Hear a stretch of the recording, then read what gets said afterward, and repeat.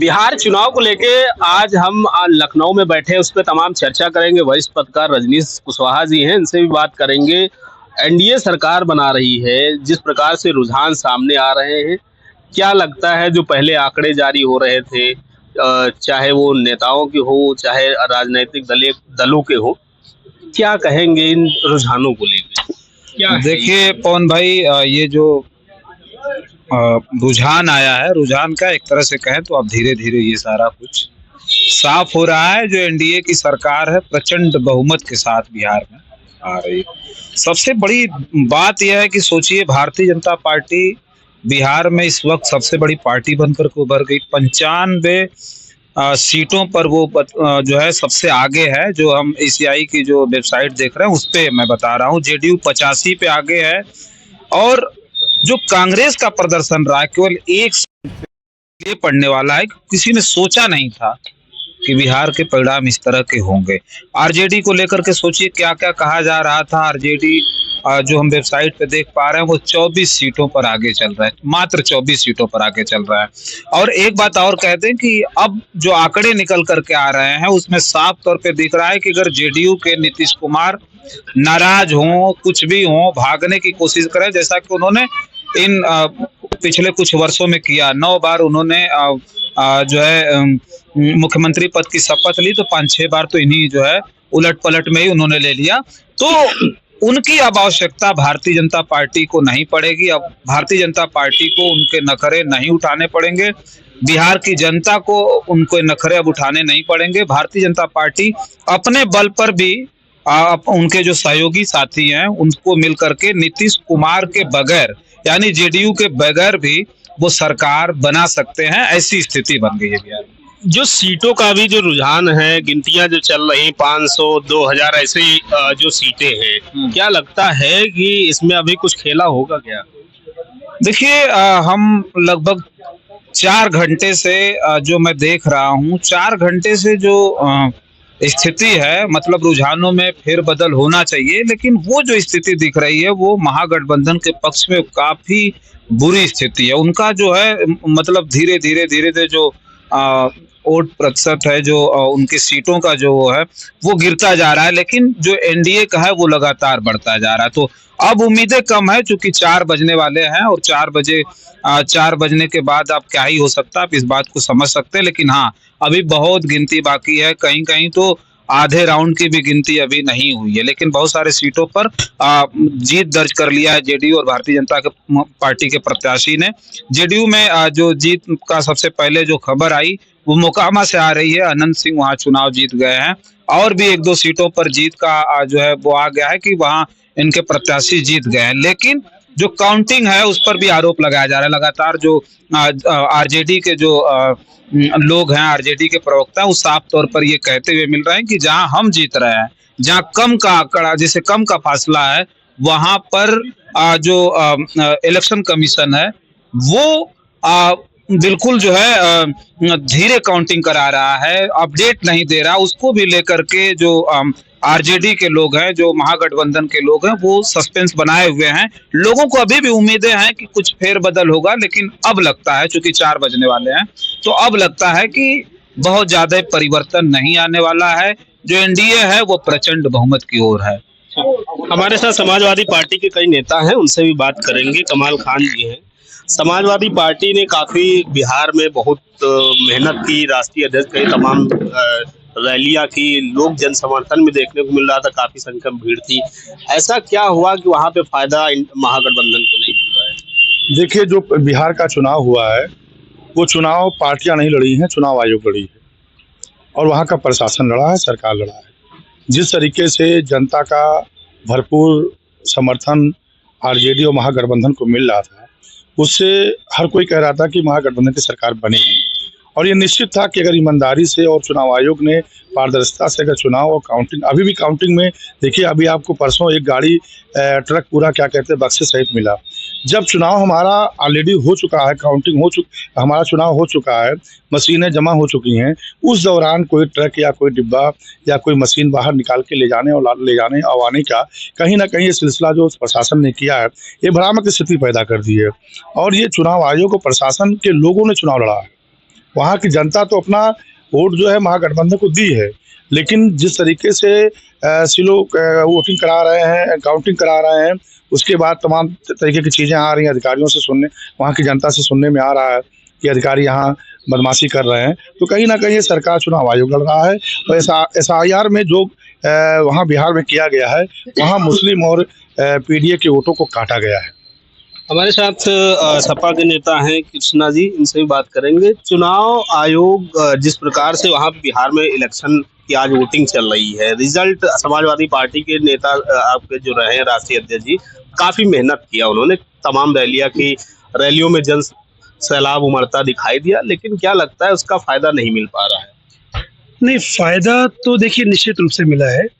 अभी तक तमाम सीटों पर आधे राउंड की गिनतियां हुई हैं। लगभग 27 राउंड अगर कहीं पर है गिनती होनी है, तो गिनती अभी भी जो इलेक्शन कमीशन की वेबसाइट पर दिखा रहा है वो 10 और 12 के आंकड़े राउंड की गिनती दिखा रहा है। उसके हिसाब से अगर आप वोट प्रतिशत देखेंगे तो RJD को वोट प्रतिशत लगभग 23% वोट मिला है, जबकि भाजपा का जो वोट प्रतिशत है वो 20% है, JDU का जो वोट प्रतिशत है वो 19% है। तो अगर आप देखें तो ऐसा नहीं है, अगर इंडिया गठबंधन के रूप में समाजवादी पार्टी के आदरणीय राष्ट्रीय अध्यक्ष अखिलेश यादव जी ने वहां पर जनसभाएं की हैं, तो उसका निश्चित असर देखने को मिला है। RJD को और महागठबंधन को वोट मिला है। अब एक बड़ा सवाल यह है कि जैसा कि हमारे नेता कमाल भाई ने बात कही कि ये चुनाव पूरी तरह से बड़ा संदिग्ध परिस्थितियों में लड़ा गया चुनाव है। SIR को लेकर के तमाम विपक्षी दलों ने हमेशा एक बात बोली कि SIR की आड़ में विपक्षी दलों का जो वोट है उसको काटा जा रहा है। अब जिस तरीके से आंकड़े निकल करके आ रहे हैं, जिस तरीके से सीटों के आंकड़े निकल करके आ रहे हैं, 23% वोट होने के बावजूद भी बड़ा सवाल है ये, मैं मीडिया बंधु हूँ, आपके माध्यम से इस बात को कह रहा हूँ कि 23% वोट पाने के बावजूद भी RJD की सीटें रह गई हैं 24 और 20% वोट पा करके भाजपा पहुंच गई है 95 पर, 101 में से 95, और ये 143 RJD 143 में से 20 सीटों पर 24 सीटों पर रह गई है। ये जो फर्क है, इस फर्क को बड़ा समझने की जरूरत है और मुझे लगता है कि गंभीर रूप से इसका मंथन और समीक्षा इस पर होनी चाहिए। कहाँ कमी आई होगी, क्या लगता है? नहीं, कमी पर अभी बात नहीं की जा सकती। असल में जब तक सारे राउंड की गिनती ना हो जाए, सारी सीटें क्लियर ना हो जाए, और मुझे लगता है कि तब तक थोड़ा सा इस पर टिप्पणी करना थोड़ा जल्दबाजी है। अभी इसके लिए हमें पूरे रिजल्ट आने का इंतजार करना चाहिए। रिजल्ट की बात है, लेकिन 4 बज रहा है अभी, कहीं कहीं पे 10-15 राउंड केवल गिनती हुई है। अभी भी उम्मीद है कि RJD आगे बढ़ेगी महागठबंधन? निश्चित रूप से उम्मीद है। आप ऐसे देखिए कि 27 राउंड की जहां गिनती होनी चाहिए थी, वहां अभी भी 10 राउंड 12 राउंड की गिनती हुई है, और जो वोट का मार्जिन है वो लगभग 6000-7000 का है। तो जहां पर भी 10 राउंड 12 राउंड 15 राउंड की गिनती बाकी है, वह निश्चित रूप से अभी वोट निकलेगा तो सीटों में फेरबदल होगा। लेकिन सबसे बड़ा सवाल यह है कि आखिर उन राउंड की गिनती पूरी क्यों नहीं की जा रही है, और अगर गिनती की जा रही है तो वो डेटा अपलोड क्यों नहीं किया जा रहा है? क्या ऐसा है कि जो चुनाव आयोग है या चुनाव आयोग के जो अधिकारी हैं वो इंतजार कर रहे हैं शाम होने का? हमारे साथ लास्ट में अनुराग मिश्रा जी हैं, वरिष्ठ पत्रकार हैं, इनसे बात कर लेते हैं।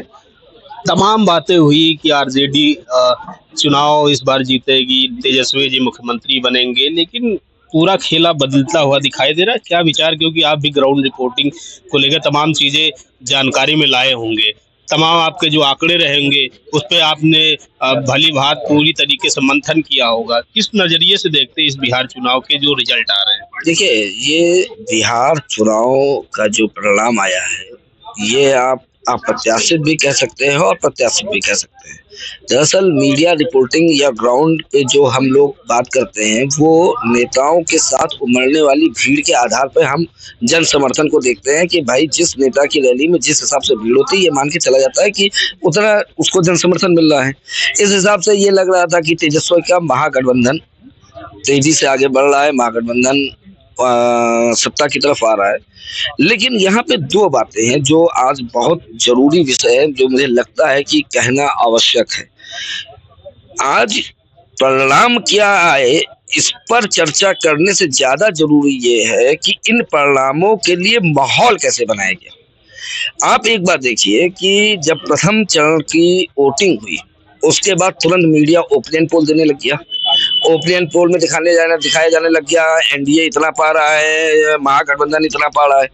फिर सेकंड फेज की वोटिंग हुई। सेकंड फेज की वोटिंग के बाद अभी वोटिंग कंप्लीट भी नहीं हुई, शाम के 6-7 बजे भी नहीं कि 6 बजे से सारे चैनलों का एग्जिट पोल आने लग गया और महागठबंधन का एक तरफा जीत दिखाई जाने लग गई। फिर आज जब काउंटिंग हो रही है, काउंटिंग में भी इलेक्शन कमीशन का अपडेट अगर 96 का है तो न्यूज चैनलों का अपडेट तुरंत 150 का है। ये क्या है? क्या ये चुनाव आयोग की चुनावी पारदर्शिता को प्रभावित नहीं कर रहा है? कायदे से तो चुनाव आयोग को चुनावी मतगणना से लेके चुनावी वोटिंग तक की किसी भी चीज की लाइव रिपोर्टिंग से मीडिया को रोकना चाहिए। मतलब कहने का है कि जो निर्वाचन आयोग है, चुनाव आयोग है, इस पे एक सवालिया बहुत बड़ा निशान खड़ा होता है।